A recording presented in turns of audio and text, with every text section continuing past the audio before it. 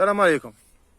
ما زلنا دائما مع الدروس تاعنا. اليوم يمكن نوجهكم. كاين واحد الامور اللي كي تبدا تتعلم في المطرق لازم تبدا بهم. هما الاولى واللي هما التدقيق في الضربه. معناتها كي نبدا نتعلم في المطرق اول حاجه نتعلمها اني نوصل للضربه، ما نضربش ما بعيد، ما نلاقيش غير المطرق مع صاحبي. لازم كي نضربو لازم نضرب بنص المطرق، ما نضربش غير بذيك الفتيته التاليه تاع المطرق محسوب يبان يقدر ينخسني.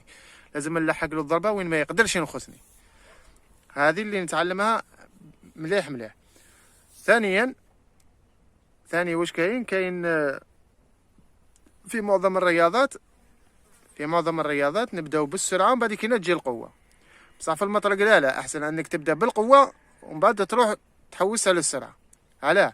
كي نبدا نتعلم في المطرق ونتعلم نجيب الضربه في بلاصتها، نبدا نلعب كشغل اللي ثقيل، نبدا نفصل المطرق يسموه تفصيل. يعني نضرب طرشه ومن بعد طرشه ومن بعد راس ومن بعد زوج رصاص، تسمى غير بالعقل، ما نزربش فيهم.